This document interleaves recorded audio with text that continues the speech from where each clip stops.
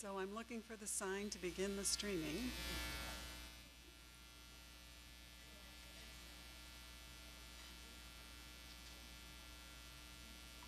Okay, good evening, everyone. I'm Susan L., Vice President and Executive Director of the Foundation for Barnes-Jewish Hospital.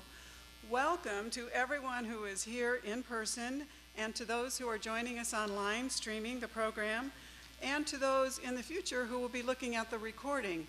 We thank you for coming out on this chilly, chilly evening in St. Louis. And I promise you, the program this evening is going to warm your hearts. So, warmth is on the way. Our Leading Edge Medicine series is an exclusive opportunity to hear firsthand about the incredible innovations and discoveries happening right here in St. Louis. Tonight, you'll gain valuable insight into the future of healthcare from Debra Parker Oliver, the Ira Kodner, MD, Endowed Chair in Supportive Care Research in the Division of Palliative Medicine at Washington University. Dr. Parker Oliver, right here, she's going to be speaking in a moment, is the very first to hold this chair.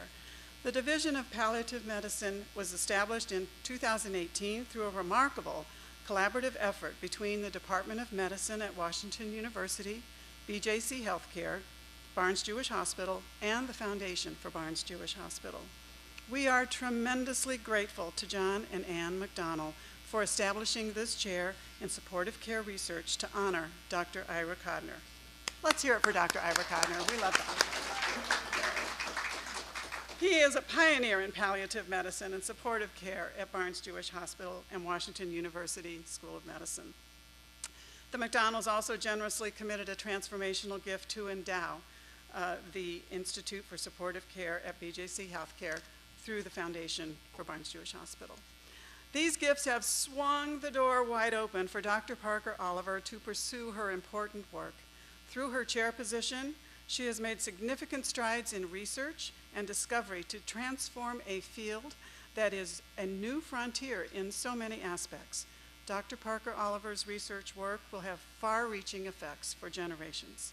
We're grateful for our visionary donors who make this vital progress like this possible to advance our mission to enrich lives, save lives, improve community health, and transform healthcare. Dr. Angeline Peters-Lewis, Chief Operating Officer at Barnes-Jewish Hospital, will share more about Dr. Parker Oliver in just a moment. First, I would like to recognize the Foundation's Board of Directors who are wearing their silver name tags here this evening. Thank you for all you do, the board, on behalf of the Foundation and our hospitals and the community. Our Foundation team members are also wearing the silver name tag, so please be sure to say hello to them. Also hello to and greetings, and we are so glad that there's so much BJC leadership and Washington University leadership here this evening. And for those of you who are streaming and going to be watching this in the future, you're missing out on being here at a really great event in person.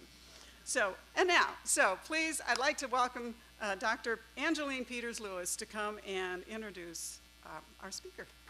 Angeline.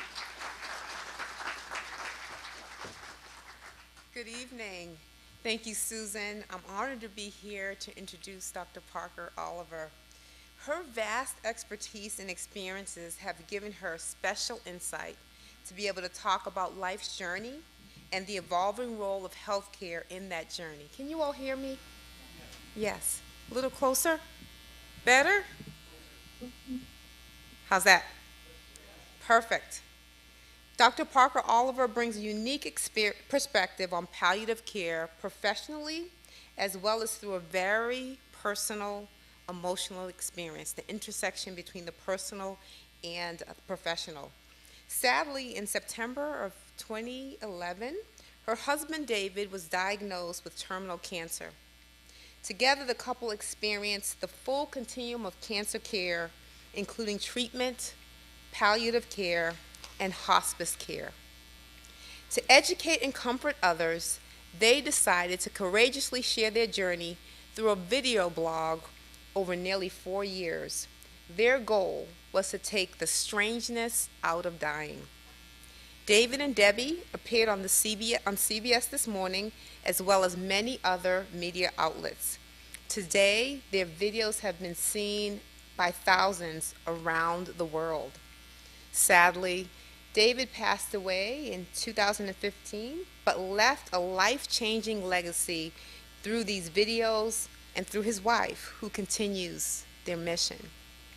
After her husband passed away, Dr. Parker Oliver published an award-winning memoir of her caregiver story called Legacies from the Living Room, A Love, Grief, Education. Her personal journey has aligned with her education and professional experience. Dr. Parker Oliver has a master's degree in social work and a PhD in rural sociology from the University of Missouri.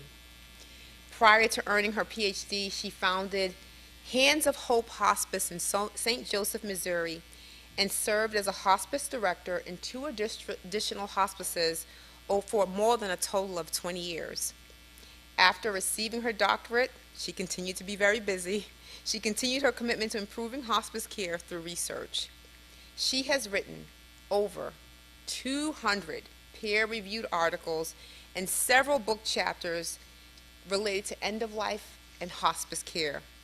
In addition, she continues to be a trailblazer, the first non-physician member of the board of directors for the American Academy of Hospice and Palliative Care. She's also an associate editor for the Journal of Pain and Symptom Management. Do you sleep? We're not sure. Dr. Parker Oliver has been the principal investigator for numerous studies.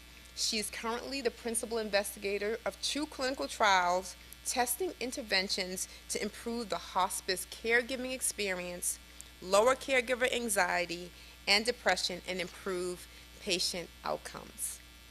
Her favorite job is faculty at the Barnes-Jewish College Goldfarb School of Nursing, another tremendous partner of the foundation.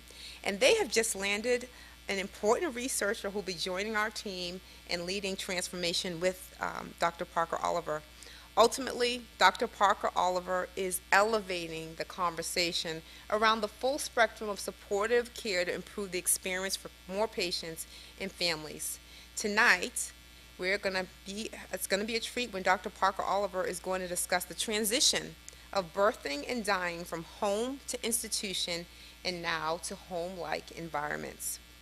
This evolution is just the beginning and will serve as a template for transformation of many more healthcare services. This is an exciting, forward-thinking concept, and like you, I am so excited and looking forward to hearing more tonight from Dr. Parker Oliver. After Dr. Parker Oliver's presentation, you'll have an opportunity to ask her lots of questions, and then you'll hear from Dick Miles, board chair of the foundation. And now, please welcome Dr. Debra Parker Oliver.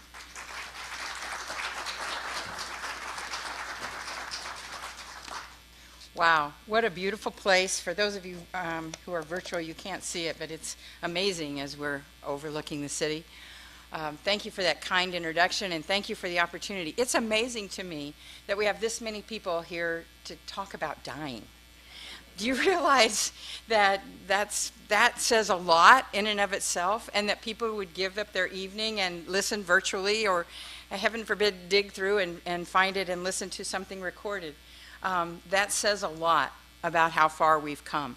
The joy of having been involved in this for probably 40 years of my career now is that you see where you were and you see where you've come, and we've come indeed a long way. It's such an honor and privilege to give you some background and some context tonight so that we can initiate a discussion about what the future holds for our community. Sometimes we're surprised when we find that 2 ends of a continuum are so similar. I had a sociology professor, and he said, everybody talks about a continuum and they think of it as a straight line. In reality, it's like a horseshoe, in that the 2 ends are actually closer together than the middle is to either end. And that's what we're talking about tonight with birth and dying. If I can find the little flipper. The good news that I want to bring to you tonight is that we are very strong in our palliative care in this community. We have a lot to be proud of. We have outstanding staff. We have customer satisfaction that is leading the nation. But I also have some bad news, and that is that it's under attack, and it's a threat.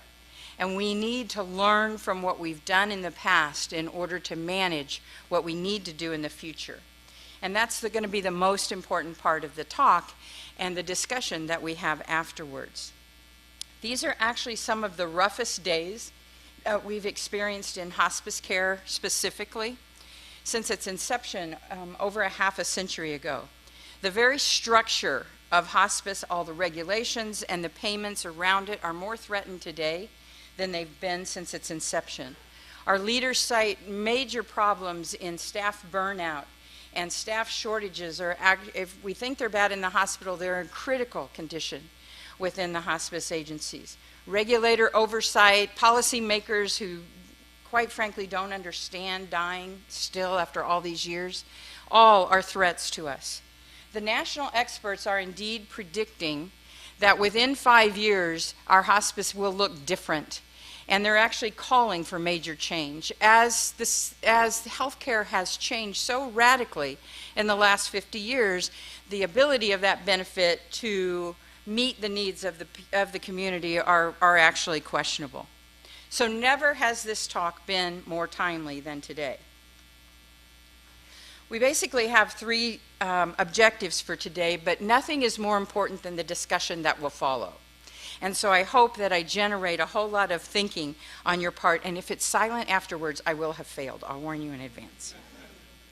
My goal is just to set the background and some context so that we can listen to one another's ideas and come together as a community to make some progress.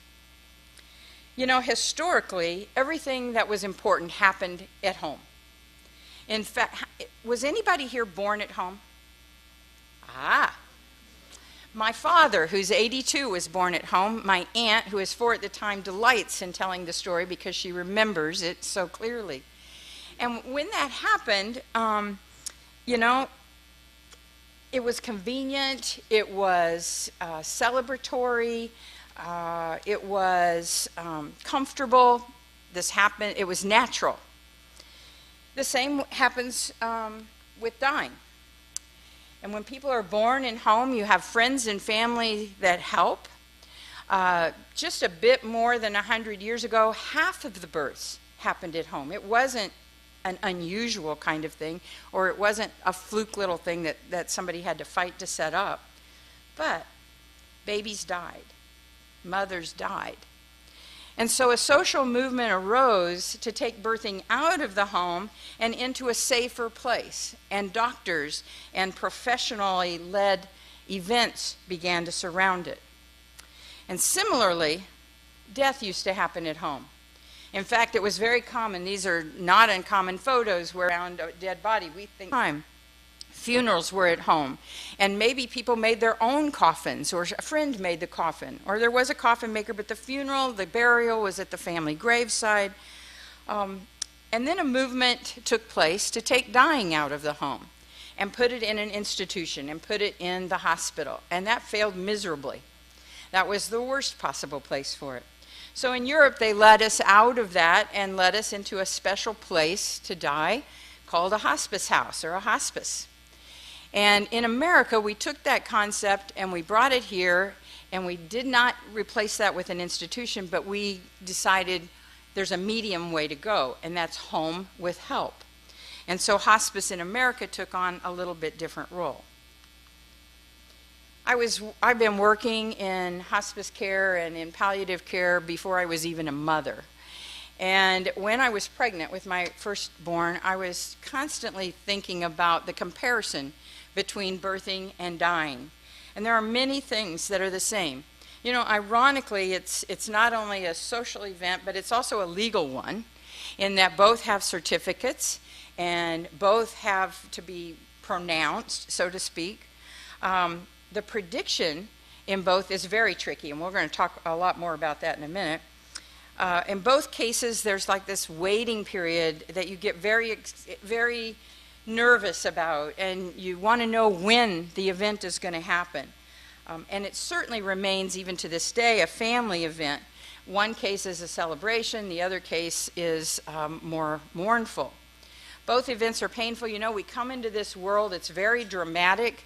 It's filled with lots of things that have to be managed. And when we leave the world, it's the same. Things that have to be taken care of. Oh, went wrong way.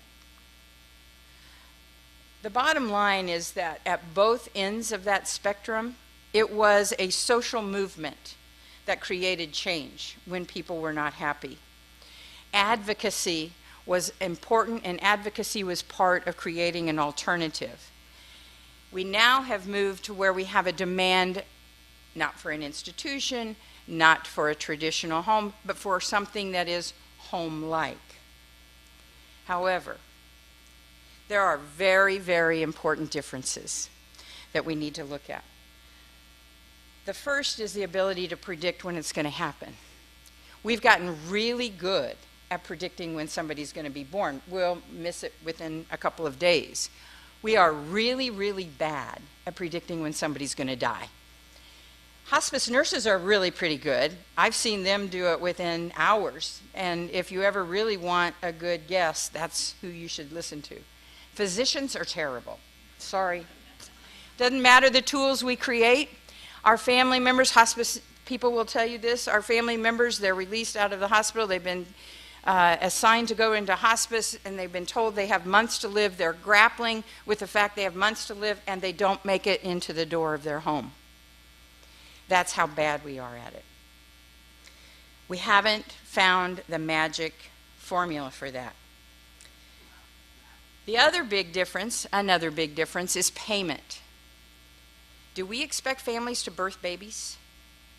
No. We not only expect doctors to birth babies, but we kind of require that in order to get payment in many instances. In dying, what we're finding is that physician services are often unreimbursed. We're being told things like, it's not skilled, they're only dying. That's not skilled care. That doesn't require the use of a physician. We got to think about that and let that boil within you. The third thing is the role of the family is very different. In birthing, families have the privilege to choose how they want to participate in the birth of their loved one. Do you want to be in the delivery room? Do you not want to be in the delivery room? But they're not expected to participate in that. The hospice benefit in America was built on the premise that everyone should die at home and be cared for by their family. And that is a beautiful thing. And when it happens, it is amazingly wonderful. But everybody doesn't have a home. And every home isn't equipped to take care of a dying person. And any hospice person can tell you this. I'll never forget, I went out as a hospice social worker to make a visit, and I knew from the directions that we were going to probably have some problems because the individual lived in a camper shell that was off of the back of a truck located in the middle of a field. This was August. No electricity, no water, no sewer, and no caregiver. He was alone. That was his home. Your home is your castle. Was that the best place for him to die? He didn't have another choice. The second part of the hospice benefit requires that you have a family member who is able and willing to take care of that person, a family member or a friend. And when that works, it's wonderful. I had the best honor of my life to take care of my husband. I had a PhD. I had exposure to the medical system, and I had medical contacts in hospice and palliative care all over the country, and it was the hardest thing I've ever done. What about an 80-year-old woman who doesn't have that? What about a 35-year-old man who's doing that for his wife while raising 2 children and has no training to do that as well? There's willing and there's able, and not everybody has that. Those assumptions are problematic. The other thing is that we have maternity leave when someone is giving birth, and now we've even expanded that to where the males get to have maternity leave, and it's wonderful. They get to be at home and bond with the baby. Family leave, something that's new and wonderful as well, but it's much more complicated than that. It happens before the event that you cannot predict. And so as hospice folks, when we're going in there, the caregiver's trying to decide, I work full-time. When's the right time? When are they going to die so that I know when I can take my leave? And what if it doesn't happen along that timeline? And is it paid or is it not paid? And that varies dramatically as well. We're undertaking a new study, thanks to a generous gift from Foundation, that allows us to interview family members and hospice staff and learn about the final days of life and what that dying experience is all about. One of our hospice nurses said it really well. Policymakers need to understand how incredibly much support families need. This is hard work in the home setting. They're trying to live their lives, grieve a loss, take care of somebody who is often totally dependent, doing tasks for which they have little or no training, and manage all of that while trying to survive financially as well. A family member also said it very well. You know, we had to give 3 syringes full of medication. That's an unbelievable amount of liquid to put into the mouth or under the tongue of someone who's unable to swallow their own secretions. It took 2 of us, my daughter, to calmly hold his head straight and calmly talk to him, explaining what we are doing, and me to slowly squeeze the medication and make sure that it stayed in his mouth long enough to be absorbed. If that is not skilled care, then I don't know what is. If that is only dying, and we expect everyone to be able to do that, we need to talk about what people's perceptions are. So how do we make change? There are really 3 things important to policymakers. Data, research, voila. Second is money, right? We've got to save money. We're always trying to save money. And third is public passion, advocacy. It's 1,000 emails and 1,000 letters and news stories that hit the front page. And while research is a part of that, and it's very important, it's also important that you understand how research works, because research is not measured by its impact on policy. It's actually measured by how much prestige is brought to a university through publications and conferences and money. That has nothing to do with policy. And who are we talking to when I got 200 papers. Who am I talking to? I'm talking to other researchers when I publish that. I'm not talking to the community. I'm not talking to policymakers. I bet they've probably never read any of it. But to be a successful faculty member, that's what you need to do. That's how your success as an individual faculty member is determined. So within our team, we need to realize that at the same time we have to do all of that, we also have to reach out and talk to a community about what the needs are, and to talk to the community about how we involve policymakers in making change. You know, we have done this before. We have changed healthcare practice before, both in birthing and in dying.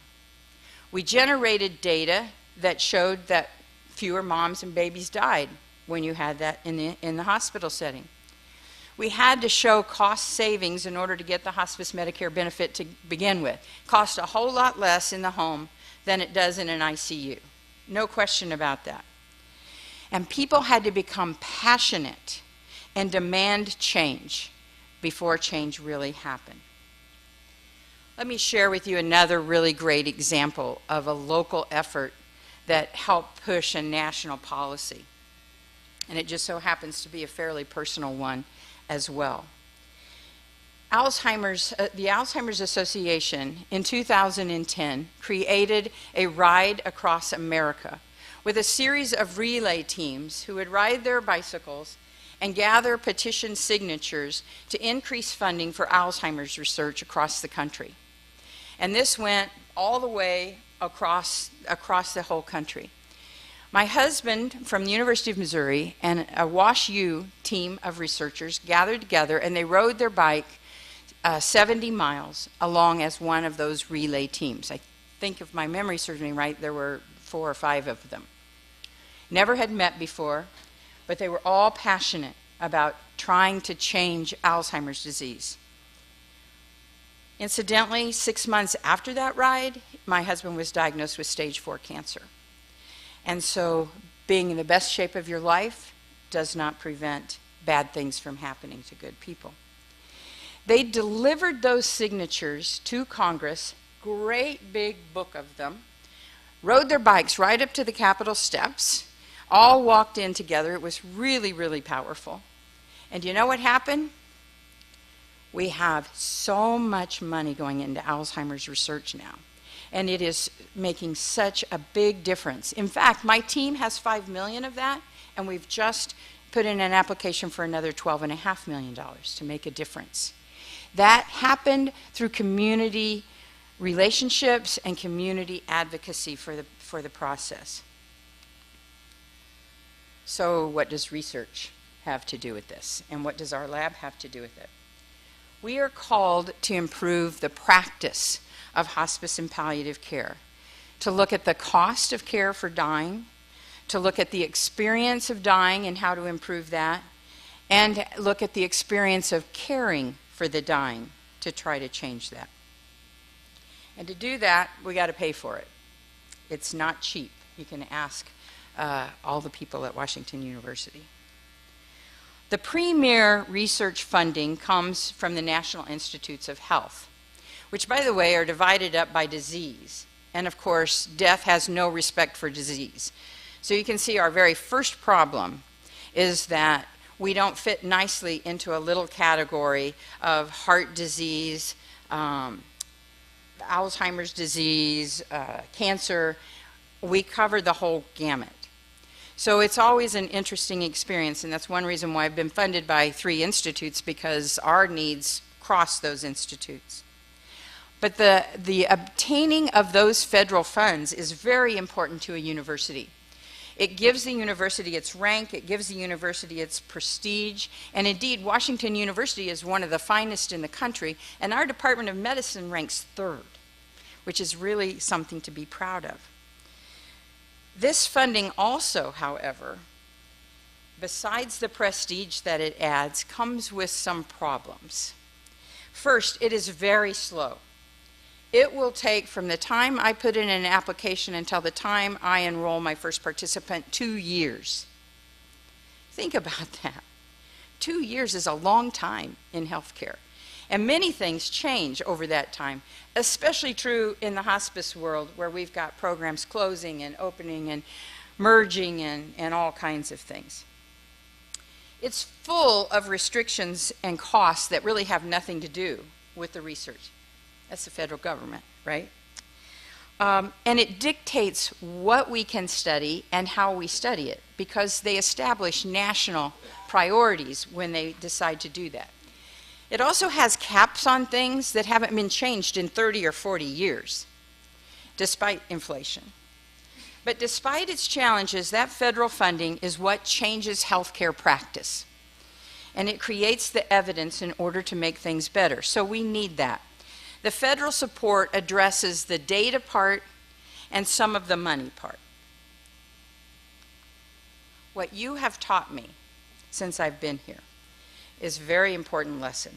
It's the value and the importance of the private funding.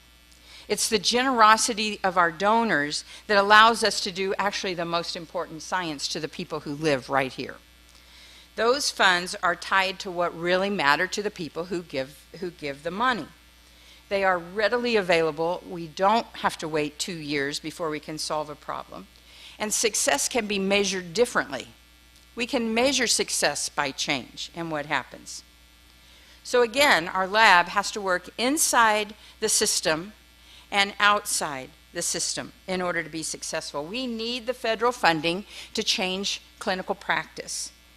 but we need the private funding to change policy and to meet the needs of the community. And above all other parts of the healthcare, dying is a community event. And we have learned we need to take care of our own. Let me share an example that you're very familiar with. Evelyn's house. This community realized a need for Evelyn's house. We saw that not everybody has a home, that not everybody has an able and willing caregiver to take care of them when they're dying. We recognize that families can't deliver babies. And many times they can't do everything that someone who's dying needs at home. So we didn't just sit around and talk about it, but created a mechanism to make it happen and created Evelyn's House. And it is working. Look at those comments. High family satisfaction, outstanding outcomes, successful in every way. But now the government says, maybe you don't need all those physicians all the time. Maybe all those people don't need to be in there because they're, I kid you not, just dying. Maybe that's not really a skilled thing. After all, we want people to die at home. There are no NIH grants that are going to solve this problem. There are no NIH grants to show the need for Evelyn's House, to create the state-of-the-art programs that happen there, that overcome the deficits within our healthcare system. This fight has to happen from this community. Legislatures, policymakers don't know what it's like to take care of somebody who's dying. We don't share those stories. I've been interviewed by newspaper people, and sometimes I'm torn, because in sharing that story, am I going to scare people? If they know how really hard it is that going to discourage them? I don't know. There are very few options, and no options in a lot of communities. So we have to ask the question, and that's what we're doing thanks to some private foundation gifts. What is it like to care for somebody who's dying at home? What is it really like? What are the skilled services that are needed? What is it like for the hospice nurses and the hospice and palliative care physicians? What skilled things do they do? Why are some families successful and other families not successful in making this happen? Why do we expect families to care for dying persons in home with limited resources when we don't expect them to deliver a baby, which is actually a much more natural process? What's our challenge? Our challenge is to lead a new social movement. It's time to build the evidence and to look at a new hospice benefit. And I never thought I would hear myself saying those words. I'm still kind of astounded as a person who grew up from the very beginning of that time. People are predicting it's going to be gone in 5 years. Are we just going to let it go away without being advocates about how it will be better and how we shape that? What does the new hospice benefit look like? How can we most effectively help patients and family? Let's keep them at the center of the discussion, because quickly it can turn to how much does it cost and can we afford it? And that discussion needs to be determined by you. You need to remind people that the patient and the family are the center, if ever they should be the center of something. How do we convince a healthcare system that is reimbursed and paid for treatment and cure that dying matters and that these people need help? I've outlined some questions here to try to get our discussion started in case we need it. Thank you for your time and your interest to come and talk about such a crazy thing. Your leadership has proven that we can do anything, and let's have discussions and become a leader in this rather than a passive observer. I have no confidence in anybody else can do it except us. So with that, I'm going to open it up for questions. Thank you, Dr. Parker Oliver. Thank you.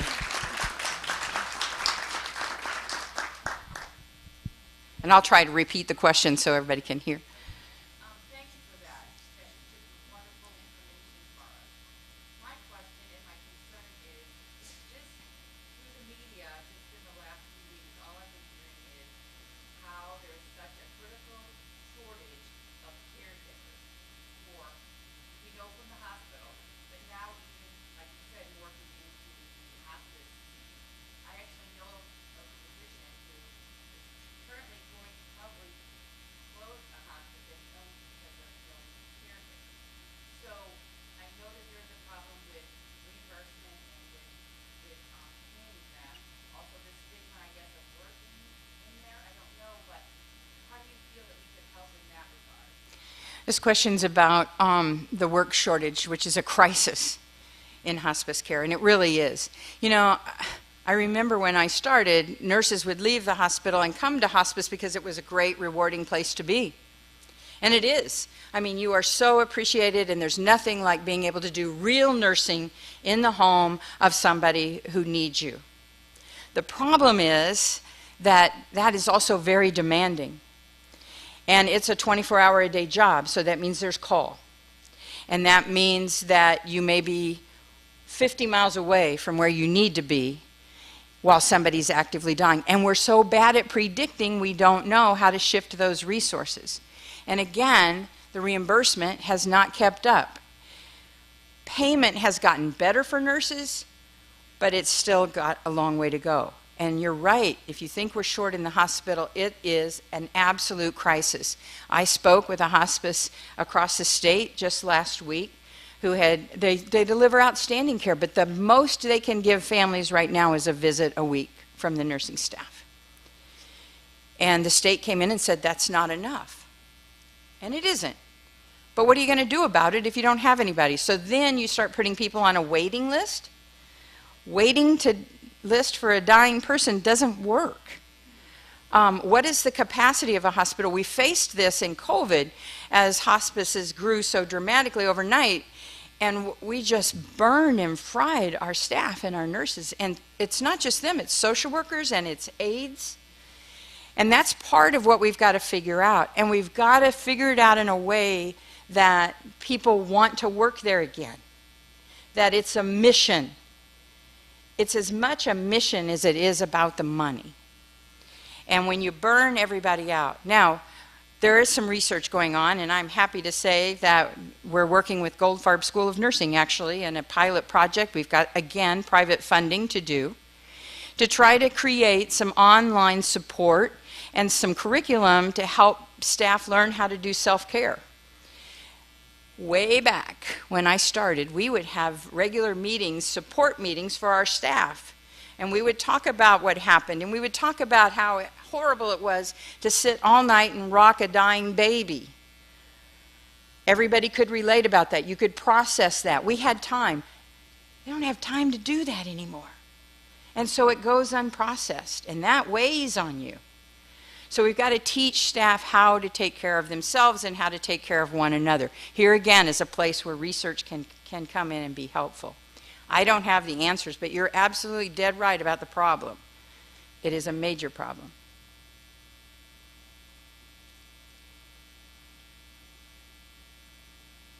I had extreme difficulty when my father passed away. I had no knowledge of how to deal with his death. And how did the reference you made about personal care making a family, how do we ourselves and family become learned and educated so that we can not celebrate that process as it is, but make the most out of it for all of us to understand? Because my wife actually has a friend whose mother's 104, and she says, I'm not ready for her to leave. I saw my father was ready to leave. None of us were willing or accepting. And so I think there was a conflict that he possibly suffered from. And then we as well, watching him go through it. So aside from the care that everyone else gets, how do we become, or is there a process for us to become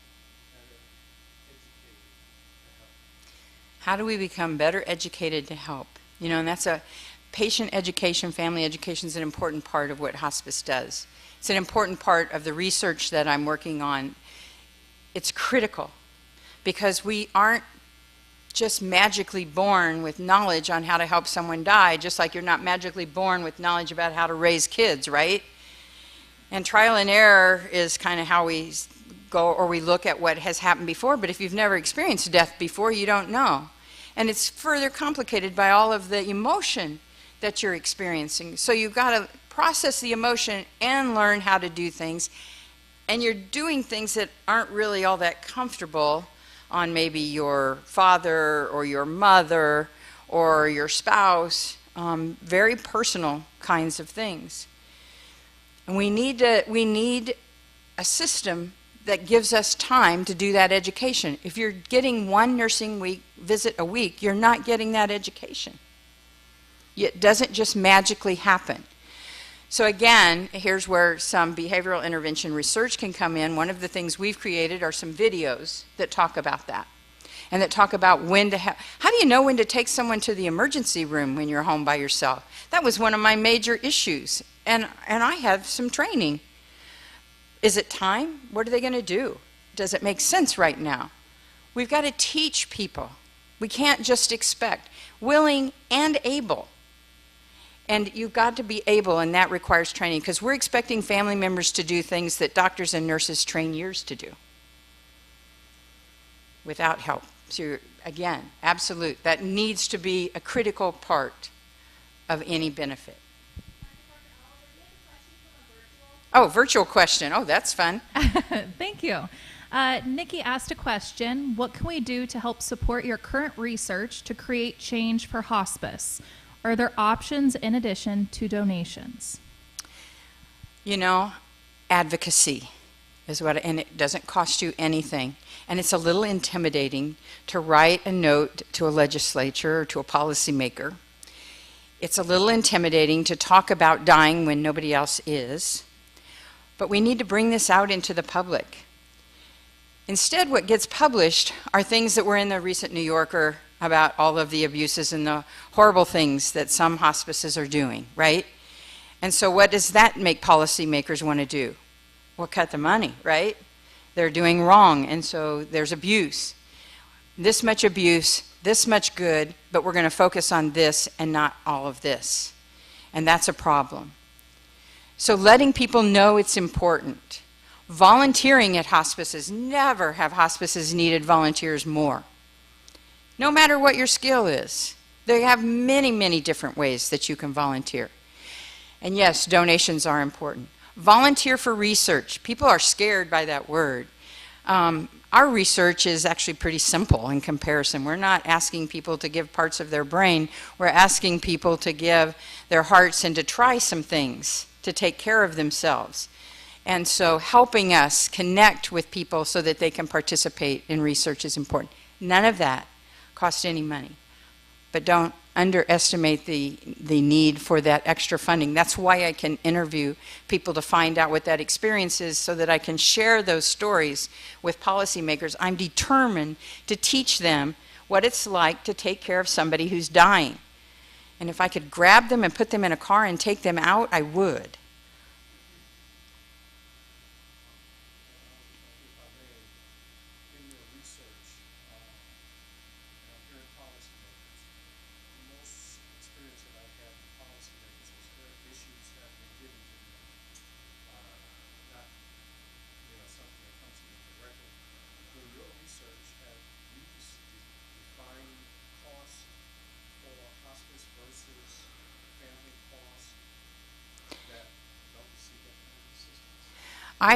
The question was around cost for hospice and comparisons. I have not personally done that research, but that research has been done.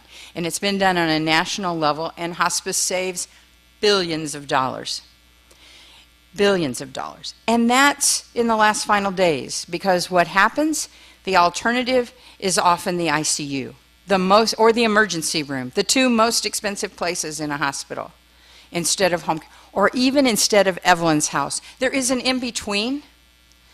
We save a lot more money at Evelyn's house than we do when somebody's in the ICU.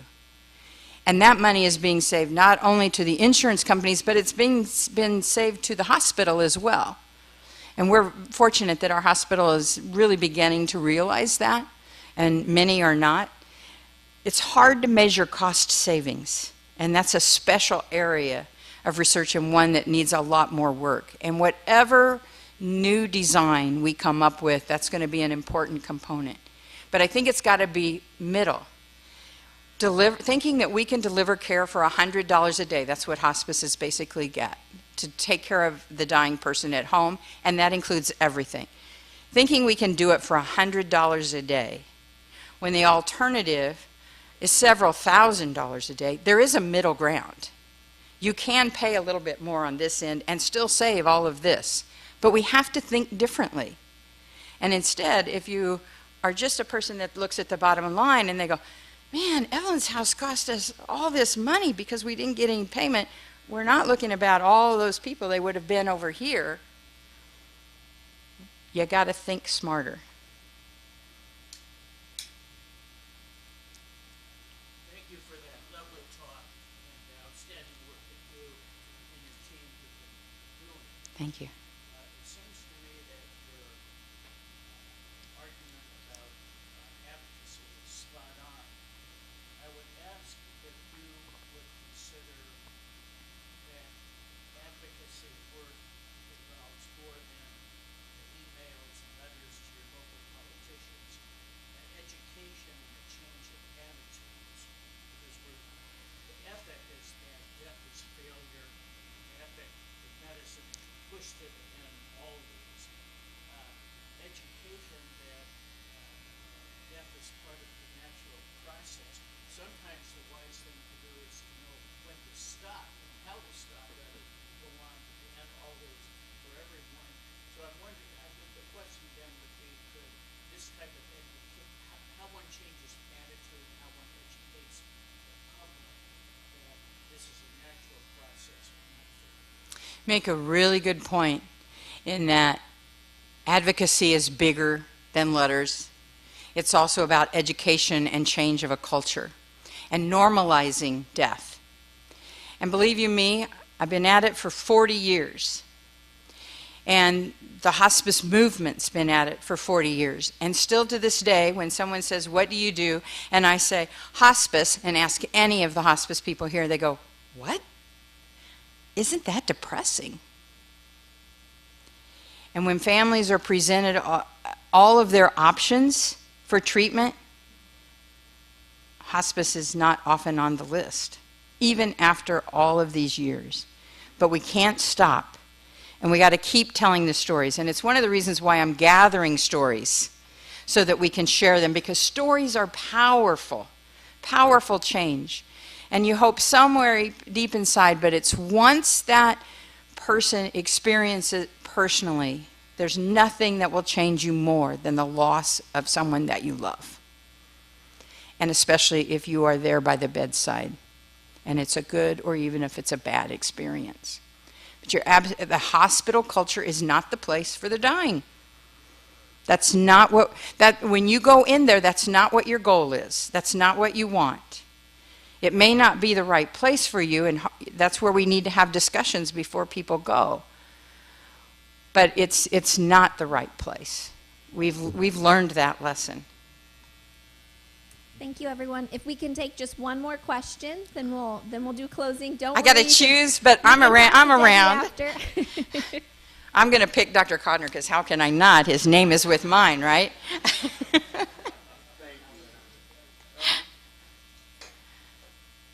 don't think I can let this go without commenting on some of my own experience in working with the community and with the Barnes Jewish Foundation for many years.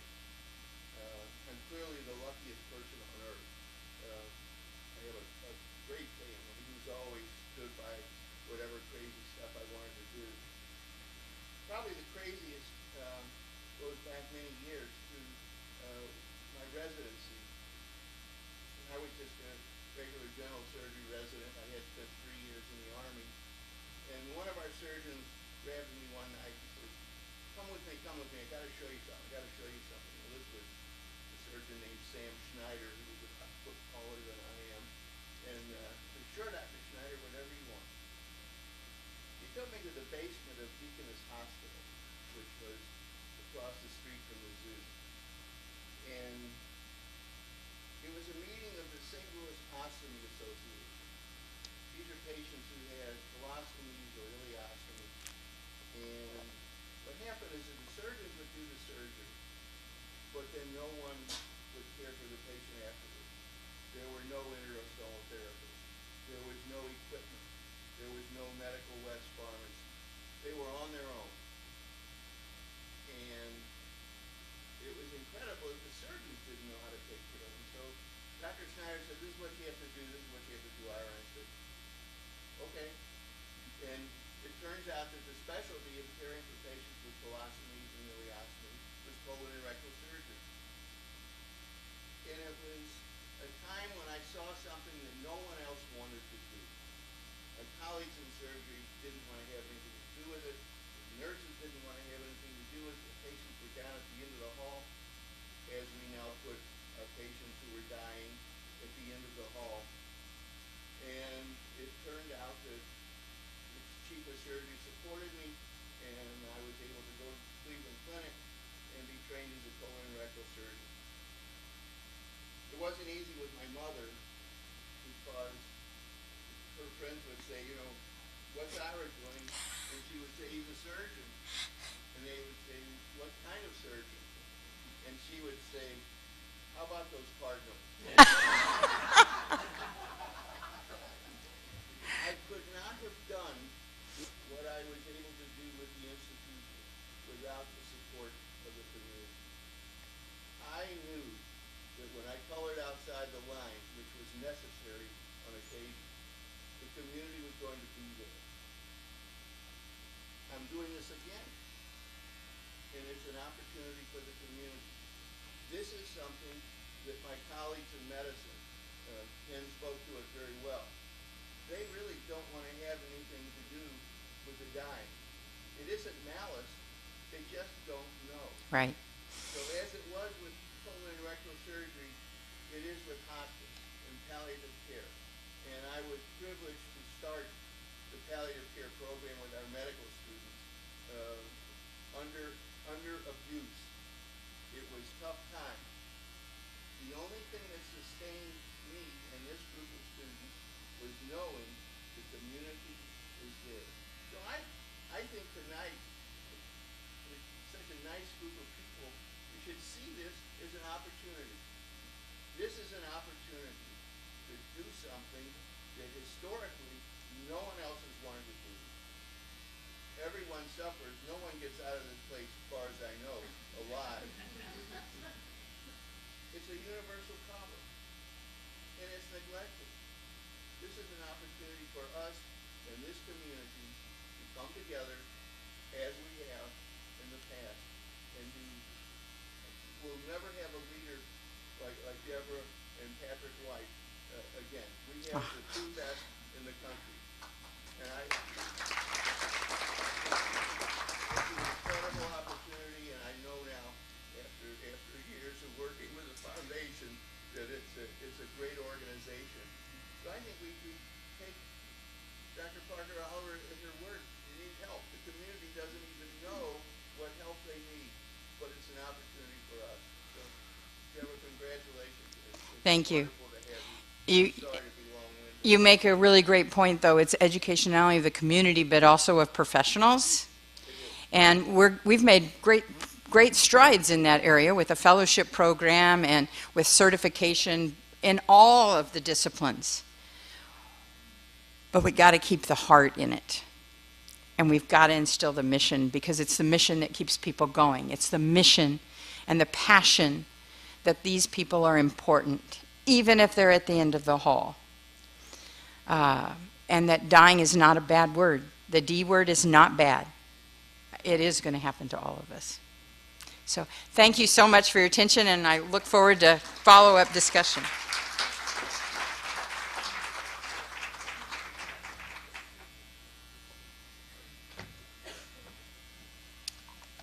Well, that is food for thought. We put these leading edge discussions on 4 times a year. We try to get everybody to come to them. They are very compelling, but that one for me was something else. This is a need that is so great in our community, and it is a community need, and it is a community shortcoming, but it's a shortcoming in just about every community that I'm aware of. And I'm lucky. My parents both